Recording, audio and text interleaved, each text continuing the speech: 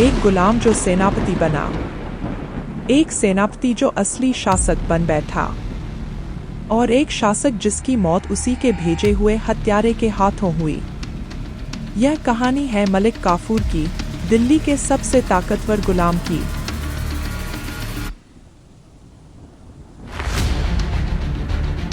कैसे एक हिंदू गुलाम ने सत्ता की सीढ़ियां चढ़ते हुए सुल्तान को अपनी मुट्ठी में कर लिया।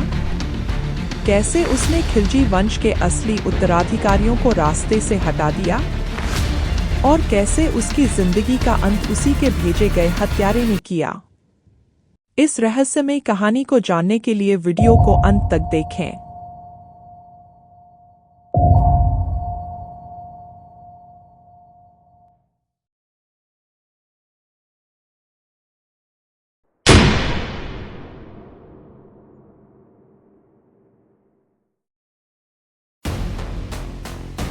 साल 1299। गुजरात की भव्य मंदिरें ध्वस्त हो चुकी थीं। अलाउद्दीन खिलजी की सेना ने यहाँ कहर बरपा दिया था। सैकड़ों गुलामों को पकड़कर दिल्ली ले जाया गया। इन्हीं में से एक था एक युवा लड़का, तेज बुद्धि, सुंदर चेहरा। जब अलाउद्दीन खिलजी ने उसे देखा तो मोहित हो गया। उसने 1000 दीनारों में उसे खरीद लिया। तभी से वह कहलाया 1000 दीनारी, 1000 दीनार का गुलाम। लेकिन यह केवल एक शुरुआत थी।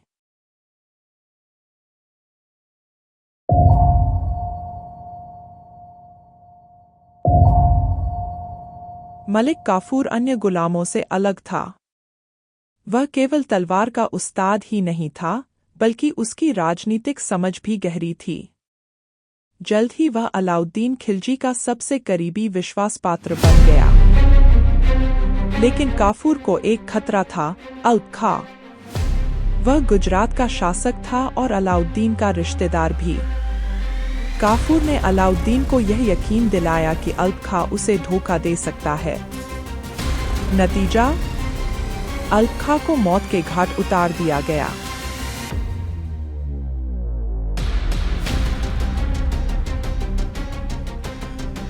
1308 में काफूर को दक्कन अभियान पर भेजा गया। उसने वारंगल, देवगिरी और मदुरै को जीतकर दिल्ली का खजाना भर दिया। लेकिन इन जीतों के साथ ही उसकी सत्ता भी बढ़ती गई।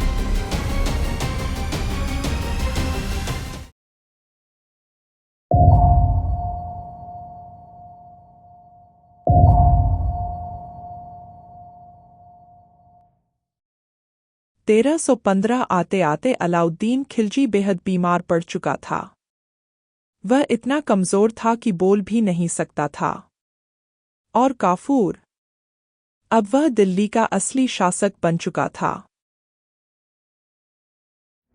अपने शासन को मजबूत करने के लिए काफूर ने एक चाल चली। उसने अलाउद्दीन के छोटे बेटे शहाबुद्दीन की मां से शादी कर ली। अब वह न सिर्फ सेनापति था, बल्कि शाही परिवार का सदस्य भी बन चुका था। काफूर ने अलाउद्दीन के बड़े बेटों खिजर खां और शादी खां को भी कैद करवा दिया। अब केवल एक आखिरी बाधा बची थी, अलाउद्दीन खुद।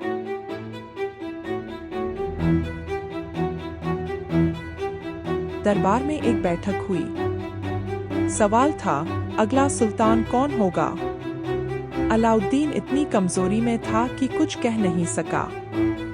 लेकिन काफूर ने कहा, सुल्तान की चुप्पी ही उसकी रजामंदी है, और इस तरह शहाबुद्दीन दिल्ली का नया सुल्तान घोषित कर दिया गया।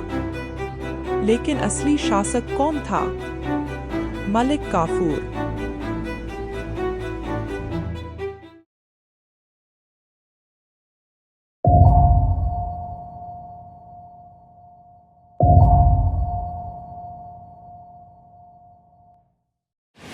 लेकिन मुबारक खां चुप नहीं बैठा। जब काफूर ने उसे मरवाने के लिए हत्यारा भेजा, तो मुबारक ने उसी हत्यारे को खरीद लिया।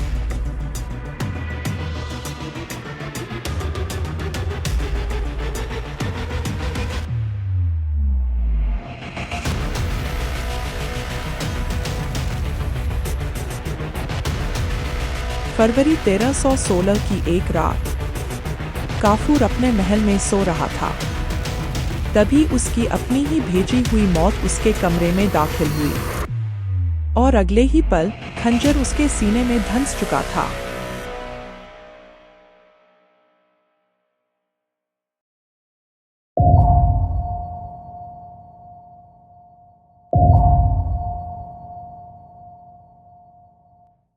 गुलाम से सेनापति, सेनापति से शासक और शासक से शिकार।